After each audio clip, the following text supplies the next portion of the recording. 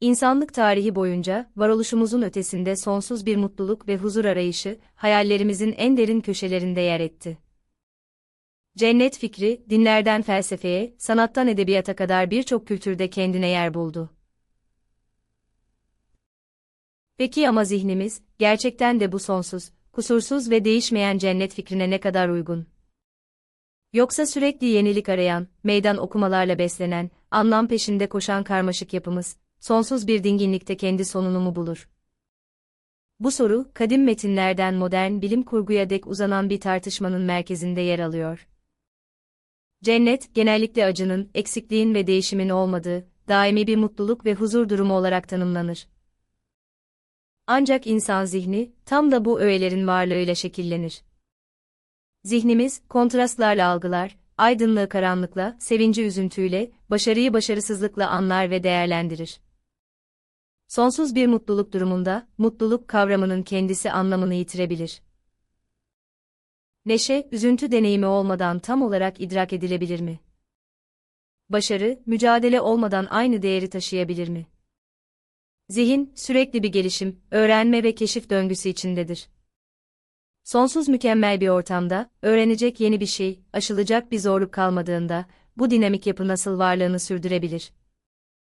Felsefi akımlar da bu konuya farklı açılardan yaklaşmıştır.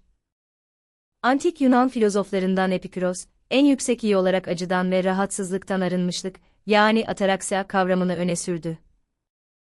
Ancak Epikurosçuluk, bu durumu dünyevi bir yaşamın sınırları içinde arar ve sonsuzluğun getirebileceği monotonluk sorununa doğrudan bir cevap sunmaz. Budizm ise, arzunun sona ermesiyle acının da sona ereceğini ve nirvana adı verilen bir durumu hedefler. Nirvana genellikle bir yer değil, bilincin ve benliğin ötesinde bir varoluş hali olarak tanımlanır. Bu durum, Batı'daki cennet anlayışından farklı olarak, kişisel bir bilincin devamlılığını zorunlu kılmaz. Öte yandan, nihilizm ve varoluşçuluk gibi akımlar, evrenin anlamsızlığını ve insanın kendi anlamını yaratma sorumluluğunu vurgular.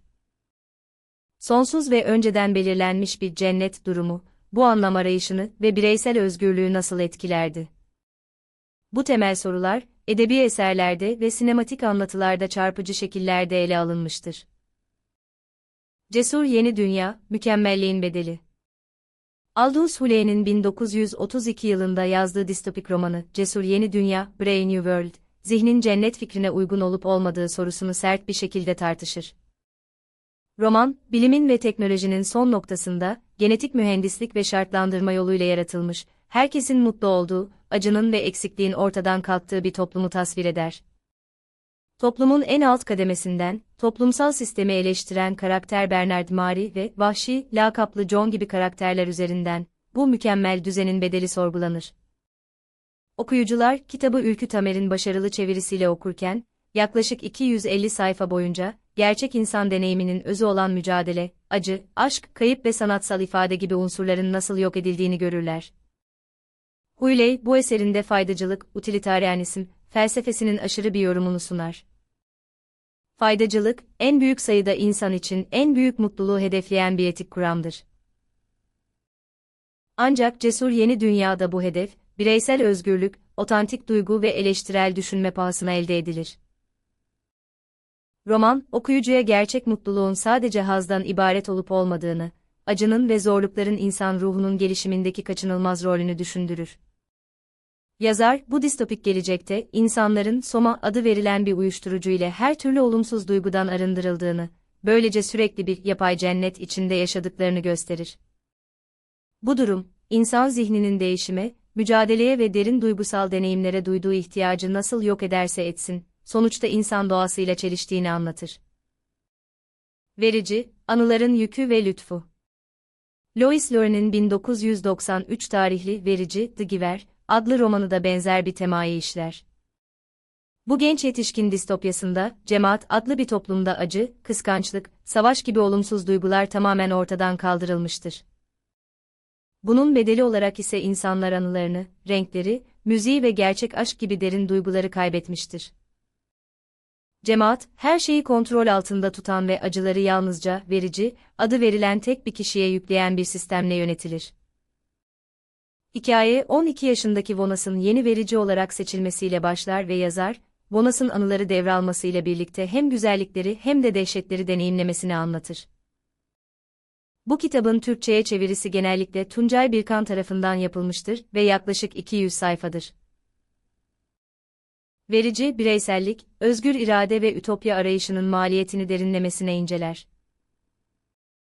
Felsefe olarak, insan deneyiminin tam kapsamının, yani hem iyi hem de kötü anıların, hem sevinçlerin hem de acıların varlığının önemini vurgular. Cemaat, acıdan arınmış bir cennet yaratmaya çalışsa da, bu durum aynı zamanda gerçek bir yaşam deneyiminin ve anlamın yok olmasına neden olur.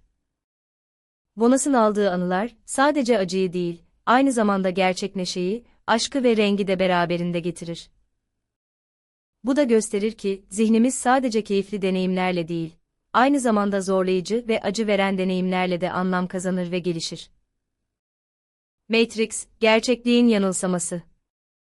Lana ve Lily Wachowski'nin yönettiği ve başrollerinde Keanu Reeves'in Neo, Laurence Fishburne'ın Morpheus ve Carrie-Anne Moss'un Trinity karakterlerini canlandırdığı 1999 yapımı Matrix filmi, cennet fikrinin modern bir yorumunu sunar. Filmde insanlık yapay zekaya karşı verdiği savaşı kaybetmiş ve makineler tarafından ele geçirilmiştir. Makineler, insanları Matrix adı verilen bir simülasyonda tutarak, onlara 1999 yılının dünya gerçekliğini yaşatmaktadır. Bu simülasyon, büyük çoğunluk için bilinçli olarak farkında olmadıkları bir cennet ya da en azından acıdan ve gerçeğin dehşetinden uzak bir konfor alanı sağlar. Uyarı, spoiler içerir. Filmin en ikonik sahnelerinden biri, Morpheus'un Neo'ya kırmızı hapı mı yoksa mavi hapı mı seçeceğini sormasıdır.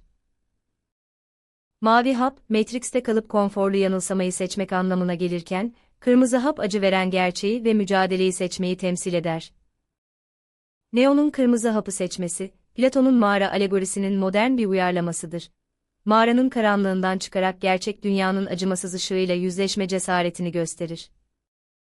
Film, varoluşçuluk ve kartezyen şüphecilik gibi felsefi akımlarla zengindir. Gerçekliğin doğası, özgür irade ve kader gibi temel soruları sorgular. Zihin, yanılsama içinde konforlu bir varoluşu mu tercih eder, yoksa gerçekliğin acı veren yükü altında bile özgürlüğü mü arar? Matrix, insan zihninin sahte bir cennette sonsuza dek yaşamak yerine, gerçeğin peşinden gitme eğilimini çarpıcı bir şekilde gösterir. The Good Place, Sonsuz Mutluluğun Sınırları Michael Schur tarafından yaratılan ve başrollerinde Kristen Bell'in Eleanor Shellstrop, Ted Danson'ın Michael, William Jackson Harper'ın Chide Anagonye, Jamel Avamil'in Tahane Aljamil, Manny Kaçinto'nun Jason Mendoza ve Değerci Jarden'ın Janet karakterlerini canlandırdığı 2016-2020 yılları arasında yayınlanan The Good Place dizisi, cennet kavramını doğrudan ve mizahi bir dille ele alır. Dizi, öldükten sonra iyi yer, cennet, gitmek üzere seçildiğine inanan Eleanor Shellstrop'un hikayesini anlatır. Ancak Eleanor, aslında kötü bir insan olduğunu ve bir hata sonucu oraya geldiğini fark eder. Uyarı, spoiler içerir. Dizinin ilerleyen sezonlarında, asıl iyi yer, aslında insanların beklentilerini karşılayamadığı ortaya çıkar. Sonsuz ve eksiksiz mutluluk, zamanla monotonluğa ve anlamsızlığa yol açar. Karakterler, her arzuları anında yerine getirildiğinde, hiçbir hedefleri, hiçbir mücadeleleri kalmadığında, kendi zihinsel çöküşleriyle yüzleşirler. Bu durum, dizi boyunca etik felsefesinin deontoloji, faydacılık, erdem etiği derinlemesine tartışılmasına olanak tanır. Dizinin temel mesajlarından biri, insan zihninin sürekli bir gelişim ve anlam arayışı içinde olduğudur. Mutluluğun sadece hazdan ibaret olmadığını, zorlukların üstesinden gelmenin, başkalarına yardım etmenin ve kişisel olarak büyümenin de mutluluğun önemli bileşenleri olduğunu gösterir. Sonsuz mükemmellik, insan zihninin doğal dinamiklerini körelterek, aslında bir tür sıkıntıya veya anlamsızlığa yol açabilir. San Junipero, Black Mirror Dijital Cennet'in kimlik sorunu.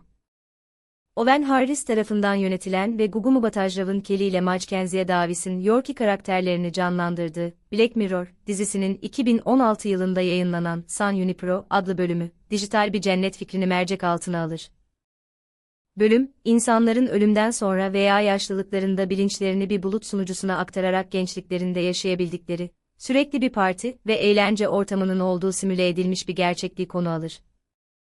San Junipero, transhümanizm ve dijital ölümsüzlük gibi çağdaş felsefi akımların sorularını gündeme getirir. Sanal bir ortamda yaşanan sonsuz bir yaşam, gerçek bir yaşam mıdır? Fiziksel bedenden ve dünyevi sınırlamalardan arınmış bir varoluş, insan kimliğini nasıl etkiler? Bölümdeki karakterler, bu dijital cennette farklı seçimlerle yüzleşirler, bazıları sonsuz parti hayatını kucaklarken, bazıları için bu durum kaçınılmaz bir boşluğa yol açar. Bu durum, zihnin sadece duysal hazlarla değil, aynı zamanda gerçek bağlam, fiziksel varoluş ve ölümlülük bilinciyle de beslendiğini düşündürür. Sonsuzluğun getirdiği potansiyel anlamsızlık veya kimlik kaybı, insan zihninin sınırlarını ve ihtiyaçlarını bir kez daha vurgular.